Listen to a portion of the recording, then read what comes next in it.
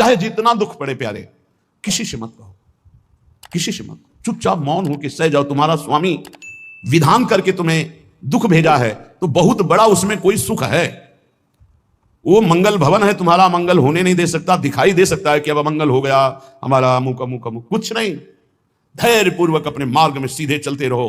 उसका विधान आया है, वो दुखद हो या सुखद, सुखद है तो हर्षित मत हो, दुखद है तो शोकित मत हो, आगे बढ़ो। देखो ये अध्यात्म है, ये कमर कस लो कि इस जन्म में मुझे इस भव समुद्र से पार होना ही है। ये जो कमजोर दिल के होते हैं ना, अनुकूलता जहां मिली तो बोले जब से हमने भक्ति शुरू की सब काम चकाचक बन रहे हैं। ये भक्ति का फल नहीं है, भूल मत करना। ये तुम्हारे सुकृत चल रहे हैं इसलिए है। और जिस दिन दुष्कृत का फल आएगा उस दिन भक्ति करते हुए भी कदम रखना मुश्किल हो जाएगा, पग पग पर तुम्हें दुख मिलेगा। इस सिद्धांत को समझ लीजिए तो कभी आप निराश नहीं होंगे, शूरवीर होकर आगे बढ़ते रहेंगे। जो हमारी भक्ति है नई फसल है, और इस फसल की जो आनंद वृत्ति है वो भगवदानंद है, ज्ञानानंद है, अखंडानंद है, प्रेमानंद है। वो ये भोगानंद नहीं है, विषयानंद नहीं कि भगवान की बड़ी कृपा जो चाह वो भोग मिल गए। ये सुकृतों के फल है। ये सुकृत और दुष्कृत दोनों को यही नष्ट कर दो और निकल चलो भगवान की परम धाम में, जहां नित्य सेवा सुख का आनंद सहचर्या ले रही है। श्रीपाद कह रहे संतर्जयस ताड़यन, कोई मुझे बहुत डांटे भर्त्सना करे और ताड़यन पिटाई भी कर दे, मुझे कुछ कभी शिकायत नहीं करनी प्रभु से। देख रहे हैं ना, वो उन्होंने विधान किया है ना कि इसको पीटो, तो हम चुपचाप पीट लेंगे, किसी से नहीं कहना। रहीमन मन की मन व्यथा रखिए मन में गोए, सुनिठ ले हैं लोग सब बांटने। इसलिए असंगो हम, असंग किससे कहें अपने दुख सुख की बात। अपना दिल तो दिलवर को दे दिया, जो बीते सो दिल तो उनके पास है, वो तो जाने दुख सुख की बात, हम क्या जाने, हम तो बस आपके हैं। मौन, अपने विषय में न सुख की बात करे न दुख की, मौन बात करे तो प्रभु की करे, नहीं तो मौन। मान लीजिए अगर ये मौन आप धारण कर लेंगे तो निकल जाएंगे माया से, नहीं तो किसी की निंदा कर देंगे, किसी का ऐसा कटु वचन बोल देंगे, परुख वचन बोल देंगे, भजन छीन हो जाएगा, भजन करने की वृत्ति नष्ट हो जाएगी। सैकड़ों लोगों के प्रश्न है कि पहले भजन अच्छा होता था अब नहीं होता। उसमें दो बातें होती है, एक तो भजन की ऐसी भूख बढ़ गई है या उतने भजन से नहीं और भजन होना चाहिए, ये उत्तम महापुरुषों की कृपा पात्र भक्तों की वृत्ति होती है। और एक होता है कि आपसे वैष्णव अपराध बन गया, कुसंग हो गया, इस कारण से ऐसा। अगर आपके हृदय में कोई दोष वृत्ति नहीं हो, फिर भजन में ऐसा लगता है कि मेरे से बहुत कम भजन होता है, वैसा भजन नहीं होता जैसा होना। ऐसा बड़े बड़े महापुरुषों को भी अनुभव होता है। ये कोई निंदनीय बात नहीं है, वंदनीय बात है। पर वास्तविक यदि भजन नहीं हो रहा है, वास्तविक यदि आपका रुक गया है आनंद, तो आप ढूंढ लीजिए आपका भोजन गलत है, आपका संग गलत है, आपने कोई वैष्णव निंदा की है, बस यही कारण है। यही खोज लेना, यही सुधार कर लेना, किसी से क्षमा याचना की जरूरत नहीं। अंदर देखो और आचार्य गुरु से प्रार्थना करो, सब ठीक हो जाएगा। बड़े कृपालु हैं, जिन्होंने अपराधी मुझे जैसे को घसीटा तो अब अपराध बन जाएगा तो थोड़ी छोड़ देंगे वो, विश्वास कीजिए। उन्हीं से प्रार्थना कीजिए, नाथ यदि आपको अपराध मोचन कराना है तो भेज दीजिए मुझे उसके पास, या उसको बुला दीजिए, मैं पैर पकड़ लूं, हाथ जोड़ लूं यदि अपराध बन गया, और यदि आप चाहें तो आप क्षमा कर दें, आगे से सावधान रहेंगे। बड़े कृपालु हैं प्रभु, क्षमा कर देते। भजन की वृत्ति को रुकना ये सहन मत कीजिए। समय नहीं है कि आज नहीं तो कल भजन चल पड़ेगा, नहीं, तुरंत वाचिक में आ जाइए, तुरंत वाणियों का गायन कीजिए, नाम कीर्तन कीजिए, ढूंढिए अपराध क्या बना जो आंतरिक हमारा भजन रुक गया, और प्रभु से प्रार्थना करके उसको चलवाइए। वो बड़े कृपालु है, क्षमा कर देंगे। अगर आपने प्रगट में किसी का अपराध किया और वो उपस्थित हो तो जाओ उनके चरण पकड़ो, उनसे प्रार्थना करो। भजन का रुकना सहन मत करो, बहुत कठिन है भजन करके भगवत प्राप्ति करना। वो हमारे अंदर सरलता पूर्वक भजन चल रहा है, उसको बचाओ। किसी की निंदा मत करना, किसी का अवहेलना मत करना। तुम्हारी कोई निंदा करे, तुम्हारी अवहेलना करे, सह जाना कह रहे हैं इसमें। कह रहे संतर्जय ताड़यन बंधनन, यदि वो कहीं मुझे बांध दें मैं बंधना भी स्वीकार कर लूंगा। ऐसा भक्तों को कोई बांधता है क्या? हाँ बांध देते हैं। तितिक्ष ब्राह्मण की कथा में पढ़िए, उसको बांध दिया। एक सखी बहुत भजनानंदी थी, उसके परिवार के लोग रोज उसे पीटते थे और उसे बांध देते थे। सखूबाई नाम उसका सखी का था। एक सखी बहुत नागरीदास जी के संग में रहकर भजन की वृत्ति उच्च कोटि की सीखी थी, भागमती बाई। उनके पति ही उनके ऊपर सैया लगाकर नई नवीन रानी के साथ बैठते हुए ऐसा पिटाई करते, इतना कष्ट देते, पर वो उच्च कोटि की ऐसी महान वक्ता, परम सिद्ध बरसाने के जो वास करने वाले अपने नागरीदास जी थे, हरिवंश महाप्रभु के शरणागत, उनके सत्संग से ऐसी उच्च कोटि की दशा प्राप्त हुई, उसे कोई फर्क नहीं पड़ा। उसके कष्ट देने के लिए उसके ऊपर सैया लगाते, राजा थे, और नवीन रानी के साथ उसके ऊपर बैठते, उपद्रव करते, मारते पीटते, लेकिन वो सम रहती।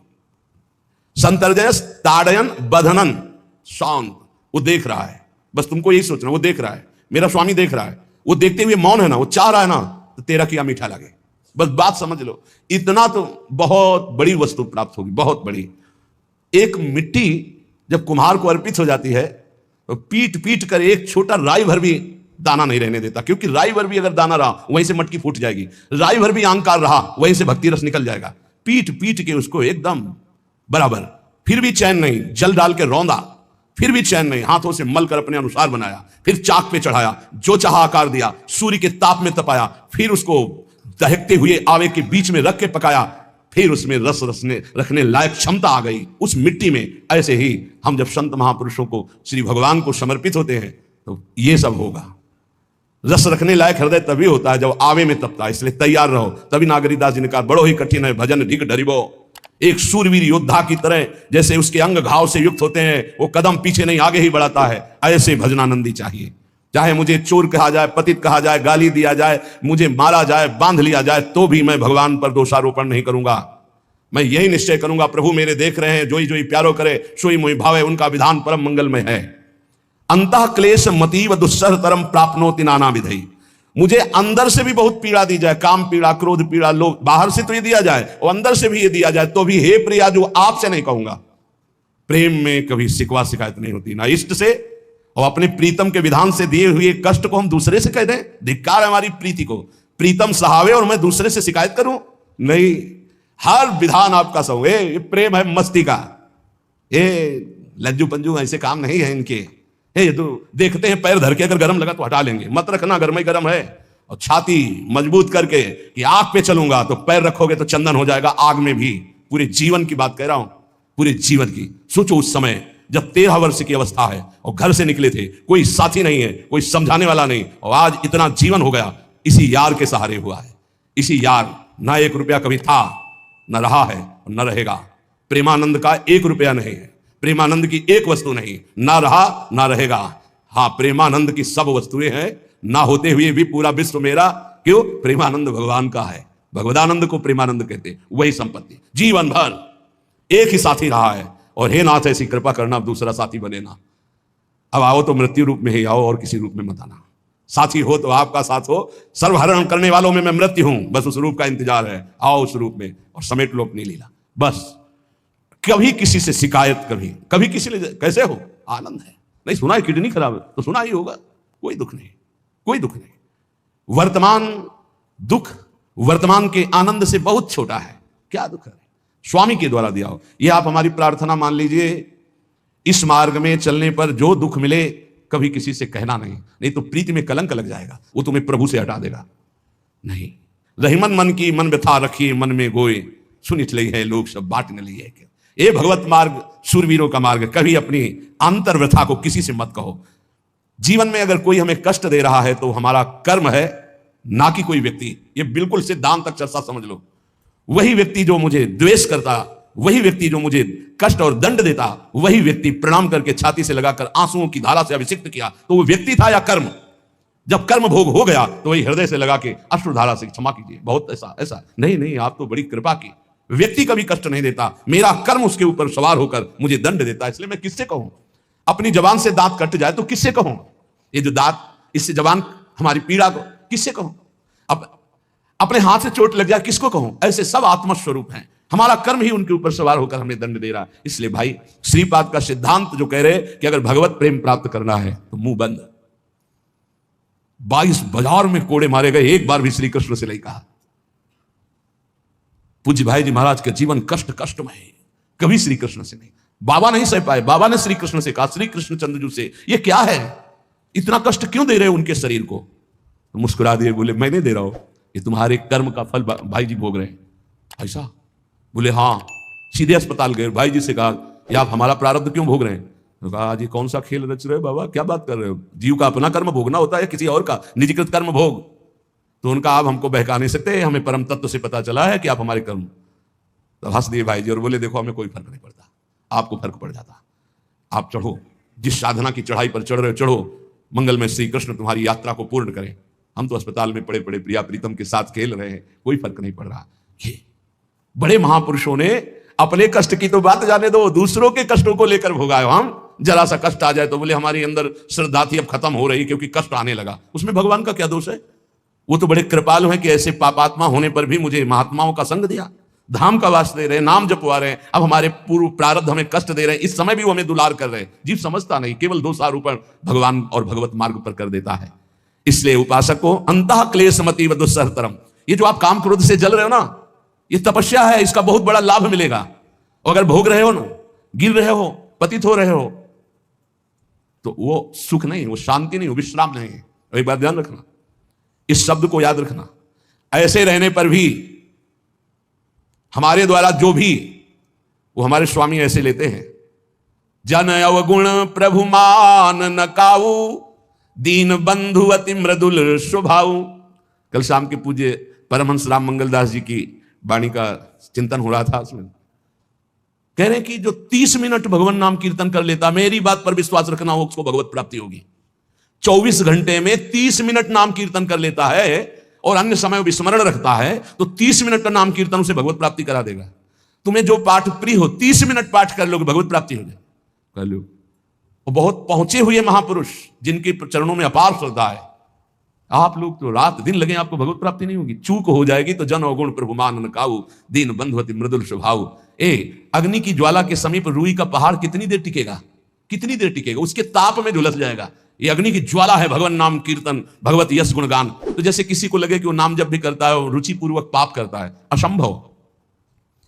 नाम जापक रुचि पूर्वक पाप कर ही नहीं सकता, उसका हृदय जलेगा। पक्का आप जब करके देख लीजिए, आप जब कीजिए नाम और फिर आपसे पाप जब बनेगा तो आप फिर हालत अपनी देख लीजिएगा, बार बार हृदय जलेगा, नहीं नहीं नहीं। एक दिन वो नहीं सिद्ध हो जाएगा और आप निर्विकार हो जाएंगे। इसलिए अंतः क्लेश, अगर बुद्धि मति वो अति अंदर क्लेश आ रहा है, कभी काम आ रहा है, कभी क्रोध आ रहा है, कभी लोभ आ रहा है, कभी मोह आ रहा है, ये आता रहेगा जब तक भगवत साक्षात्कार नहीं होगा। ऐसा मत समझो कि 2-4 महीने जब करेंगे तो हम सिद्ध हो जाएंगे, ये आता रहेगा। ये बहुत भागवतिक शक्ति से संपन्न है विकार, कोई साधारण नहीं है कि तुम माला जपोगे वो नहीं आएगा। माला जपते समय ही आएगा वो। ये भागवतिक शक्ति से संपन्न है। काम क्रोध लोभ मोह तब त्रिभुवन को परास्त कर रहे हैं। ये भगवान के पावर से शक्तिमान है। तुम्हारा अहंकार जब गलित हो जाएगा तो इनका आना ही बंद हो जाएगा। जब तक अहंकार रहेगा तब तक ये आते रहेंगे। तो जो तुम्हारे अंदर जलन हो रही, मत कहो किसी से, सह जाओ, यही तपस्या हो जाएगी, यही भगवान की प्राप्ति का हेतु हो जाएगा।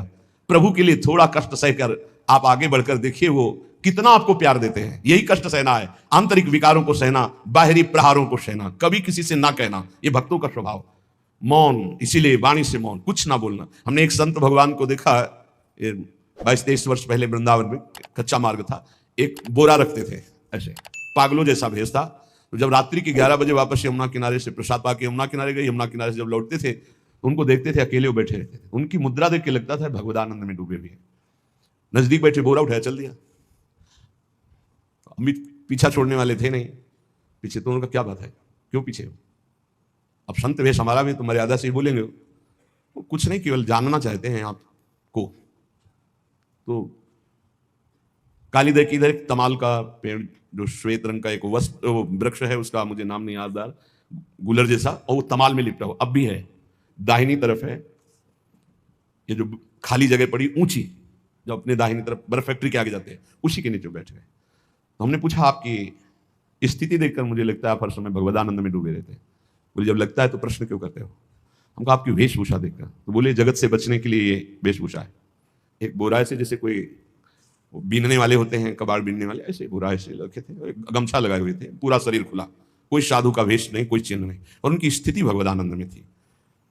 उनका ये किसके उपदेश, किस मार्ग के उपदेश, किस इष्ट की आराधना से आपको ऐसी स्थिति प्राप्त हुई? बोले प्रथम पूज्य श्री स्वामी राम सुखदास जी महाराज का सत्संग हुआ, इष्ट देव श्री कृष्ण, इष्ट ग्रंथ गीता, उसी की कृपा से मुझे ऐसा, मैं भारत के हर तीर्थों में वास करता हूँ, भ्रमण करता हूँ, असंग रहता हूँ, और यही वेशभूषा रहती है बड़ा अंदर से। तो भोजन प्रारब्धवशात जो सामने आ जाता है उसे पा लेता हूँ, नहीं आता भूखा रहता हूँ। तो अगर हम मधुकरी ले आवें कभी आप जिससे, तो पा लेंगे? बोले दे देंगे तो पा लेंगे। दूसरे दिन मधुकरी लेकर रोज हमारी उनके चरणों में श्रद्धा, क्योंकि उनका रहना और चिंतन दोनों, रहनी और चिंतन बड़ी प्रशंसनीय। जो वीतराग परमहंस हो गया, अक्षरशः वैसे कुछ पास नहीं, केवल बोरा, वो नाटक के लिए बोरा की कोई समझे कबाड़ बिनने वाला, और एक गमछा से रंग बिरंगा, बस कुछ नहीं, कोई भागवतिक चिन्ह नहीं। एक दिन देखा वो बड़े मक्खियां भिन भिना रही, तो नजदीक गए, क्या होगा? कहा चुप जाओ। इनका बोली ना, बोले वमन और शौच दोनों हो रही है, शरीर बिगड़ गया है। तो हमका औषधि के लिए हम व्यवस्था, बोले इसलिए कह रहा हूं आप बच जाइए। हमका हमें बता तो दीजिए क्यों नहीं? तो बोले आया हुआ प्रारब्ध है, इसको हंस के भोगना है। ऐसे कोने में साइड में ऐसे पेड़ के किनारे पड़े, 2-4-10 दिन जो भी व्यवस्था उनकी बनी, फिर वो हमको दर्शन नहीं मिले, अन्य तीर्थों में चले गए होंगे। ऐसा महापुरुष। क्या हम अपने शरीर को इतना प्यार करें कि भगवान से श्रद्धा हो जाए, भक्ति मार्ग में हम लड़खड़ा जाए? फिर सत्संगी किस बात का? ये पक्का समझ लीजिए, ये जो भगवत मार्ग है ये शूरवीरता का मार्ग है, सहन करने का मार्ग है। जितने भी महापुरुषों के चरित्र हैं आप पढ़ करके देख लीजिए, भगवान के चरित्र से भी ज्यादा लाभ भक्त चरित्र सुनने से इसलिए होता है कि हमको लगता है कि हमारे जैसा जन्म लेकर इतना कष्ट सहकर इस ऊंचाई पर पहुंचे, ये बड़ी बात है कि वो जीवत्व से हमारी तरह पैदा होकर ईश्वरत्व को जाता है। इसलिए भक्त चरित्र में विशेष बल हमको प्राप्त होता है। क्या क्या कष्ट सहते, और आप खुद देख लीजिए, आपको जितना कष्ट है उससे बड़ा सुख है कि नहीं, अंदर देख लीजिएगा तो इसी से अनुमान लगा लीजिए, जितना बड़ा कष्ट उससे कई गुना बड़ा सुख भगवान देते हैं, तभी वो उनका यश गाते रहते हैं। ऐसे थोड़ी होता है कि हमारे भगवान का हम भजन करते हैं, हमारे साथ न्याय नहीं हुआ। न्याय तो सही बात नहीं हुआ, नहीं तो तुम्हारी दुर्गति हो जाती है। सही बात में उन्होंने न्याय नहीं किया, पक्षपात किया है तुम्हारा। अगर वो सही न्याय करते तो ईमानदारी से कहते हैं, केवल नरक के कीड़ा ही बनना पड़ता और कुछ नहीं है। खूब देख लो, डबल चेहरा होता है, एक सामने का चेहरा देख रहे हो और एक एकांत का चेहरा होता है, डबल चेहरा होता है। और भगवान डबल रखो चाहे तिबल, सब देखते हैं। सब हम बैठे हुए देख लो ईमानदारी से वृंदावन की भूमि में, एक चेहरा है जय श्री राधे और एक चेहरा है जो राक्षस है अंदर बैठा। देख लो, अंदर देख लो, बिल्कुल इस समय सीसी कैमरे में हो, अंदर देख लो, एक राक्षस बैठा है और उस राक्षस ने जो जो करवाया आप लिखो रजिस्टर में, तुम्हें याद है जितना, और इसके बाद आप न्यायाधीश बनो, फिर आपकी क्या दुर्गति होती उसका। इससे ऐसे होता है, हे प्रभु तभी त्राहिमाम मचता है, तब उनकी कृपा नजर आती है। ये बोले भगवान ने न्याय नहीं किया, हम कहते हैं सच्ची बात तुम कह रहे हो प्यारे, न्याय नहीं किया इसीलिए बचे हुए हो। अगर वो न्याय कर देता, पक्षपात ना लेता तुम्हारा, तब तुम्हारे होश उड़ते, चाहे जो कोई हो, अपना रजिस्टर जांच के देख लो। इसलिए कहते हैं कि सबकी जीवनी शुक्ल पक्ष की लिखी जाती है, कृष्ण पक्ष की तो केवल उसी की छाती जानती है, दूसरा नहीं। हृदय में जितने विकार, हृदय में जितना अंधकार, हृदय में जितना कूड़ा करकट, वो तो हम जानते हैं कि हमारी स्वामिनी की कृपा ने कितना निर्मल किया है। तब उनकी स्वामिनी जू मुझ जैसे अपराधी के अपराधों का विस्मरण करके आप ऐसी कृपा, तो आपको लगता है कि संतों की एक दैन्य भाषा होती है। नहीं, ईमानदारी से संत कभी झूठ नहीं बोलते। जैसे कह रहे हैं कि मौसम कौन कुटिल खलकामी, तो अंतर यह होता है कि आंख में जैसे थोड़ा पड़े तो बहुत बुरा लगता है, और पीठ में इतना बड़ा तिनका चला जाए तो कुछ समझ में नहीं आता। संतों का हृदय आंख जैसा होता है, थोड़ी सी भी गलती में हाय हाय मच जाता है, धिक्कार है तुम्हारे जीवन को, अपने को तुम क्या समझते हो, क्या है तुम्हारे अंदर विचार। और जो मलिन अंतःकरण वाला था, भारी भारी पाप करके भी उसको पश्चाताप नहीं होता। संत जनों को एक पाप की जरा सी वृत्ति की आभास स्फुरना, वो पूरा पाप नजर आने लगता है उनको, क्योंकि इतना निर्मल हृदय होता है। तो सच्ची कहते हैं कि जैसे घोड़ों की लगाम पकड़े हुए श्री कृष्ण अर्जुन की बैठे हैं, ऐसे अपने भक्तों की लगाम पकड़कर बैठ जाते हैं, तो यात्रा अध्यात्म की ऊंचाई की चलती, किसी की सामर्थ्य नहीं। इसलिए सब भक्त ऐसे तो आपको मिलेंगे। जहां सामर्थ्य की बात है वहां केवल श्री भगवान की कृपा है। इसलिए बाहर की पीड़ा और अंतर की पीड़ा अपने प्रीतम के द्वारा दी हुई मानकर सह जाओ, तो आगे प्रीतम तुम्हारा स्वागत करने के लिए खड़े, पक्का समझ लेना, पक्का। और वो देंगे ये पीड़ा, क्यों देंगे? इसी पीड़ा में पता चलता है कि तुम्हारे मन की सुई किधर जा रही है। प्रताप राय जी महाभागवत थे, बड़ा चरित्र है। उनके यहां एक व्यापार चलता था कुल परंपरा से कि आपको अगर रुपए की जरूरत है तो आप अपना स्वर्ण आभूषण या कुछ रख जाइए गिरवी, और रुपया ले जाइए, और ब्याज से तो रुपया दे जाइए, अपने मूल गिरवी ले जाइए जो रख के गए हो। ये उनकी कुल परंपरा से चल, तो उसी के आधार पर वो कुल परंपरागत कर्म कर रहे थे। निरंतर नाम जब भगवत आराधन में मगन। अब नाम जब भगवत आराधना और ईमानदारी से कार्य, तो बड़ा सब खूब धन संपत्ति हो, बहुत आनंद, और भक्तजनों के खूब भोजन होते, भंडारे होते। तो जो चिढ़ने वाले जलने वाले लोग हैं वो जलते थे कि करता तो ये कुछ है नहीं, खूब जय जय मच रही है चारों तरफ, इसको नष्ट किया जाए। ये किसने बीज बोया? अरे बोले दुष्ट स्वभाव ने। नहीं नहीं नहीं नहीं, भगवान ने। किनको हुस्काया? डंडे को। क्यों? अब झंडा फहराओ मेरे भक्त के यश का। उनके हृदय में जलन हुई। वहां का काजी और मिल गए 3 लोग, और उन्होंने कहा कि इसको नष्ट किया जाए। बोले बस आप सहयोग दो, नष्ट तो पक्का। बोले कैसे? बोले प्लान तो सब हमारा बन गया है। अब झोली में कंकड़ भरे। प्रताप राय जी बेटी का ब्याह है, 10,000 मुद्रा चाहिए। बोले गिरवी? बोले है स्वर्ण मुद्राएं। अब वो इतने ईमानदार विश्वास, बोले बॉक्स रखा रहता है उसी में रख दो, दस्तखत करो, 10,000 रुपये लो, ब्याज से दे जाना, अपना ले जाना। थोड़ी देर बाद दूसरा आया ऐसे, फिर तीसरा आया, वो तो उनका व्यापारी था। 5 दिन बाद वापस आया और काम बन गया, ब्याज सहित ये रुपये लो, हमारा आभूषण वापस करो। बोले जहां रख गए थे वैसे उठा लो। बाक्स से उठाया ऐसे, अरे देखो कितना नाटक करता है, माला जपता है, भगत बनता है, हमारे स्वर्ण आभूषण हटाकर कंकड़ पत्थर भर दिए। अब लोग तो आश्चर्यचकित हो रहे थे कि ये भगत जी तो ऐसे है नहीं। इतने में दूसरा आया, उसने भी वही नाटक शुरू। तीसरा आया, अब तो पक्का हो गया कि पाखंड करता है। लोगों की श्रद्धा को कपूर कहा गया है। कपूर ऐसे बाहर रखो ना तो उड़ जाता है ना, ऐसे ही श्रद्धा है। अगर उसको आप मजबूती, विश्वास की मजबूती में नहीं रखोगे तो श्रद्धा उड़ जाएगी।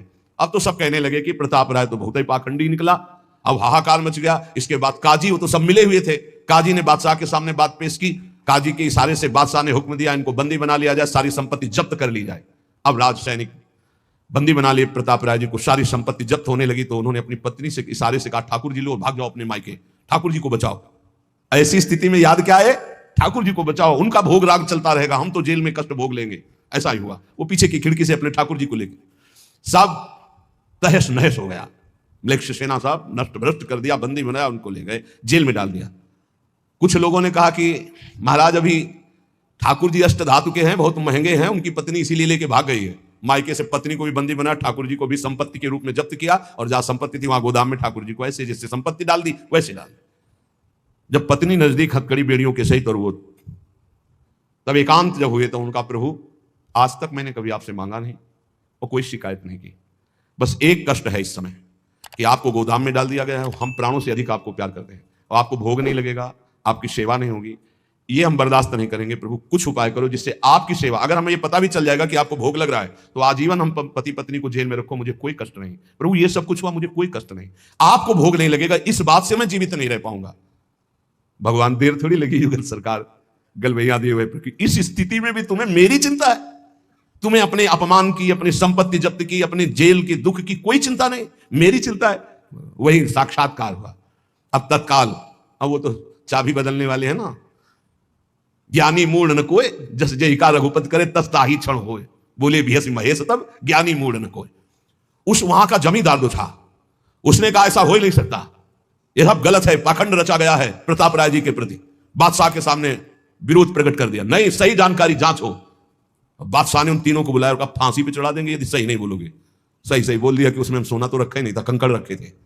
काजी की ये सब बात थी, काजी को दंड दिया गया, तीनों को बंदी बना लिया गया, प्रताप राय जी को पूरा नुकसान सहित सब अर्थ दिया गया और बड़ा सम्मान किया गया। फिर जीवन, ये घटनाएं भक्तों के जीवन में आती है, किस लिए? भगवत साक्षात्कार कराने। भगवत साक्षात्कार जेल में प्रताप राय और उनकी पत्नी को हुआ। इसलिए उपासक को कितनी भी परिस्थिति कष्ट की आवे, वो तुम्हारे आनंद का वर्धन करने वाले बनेगी, विश्वास रख लीजिए। बस किसी से सहयोग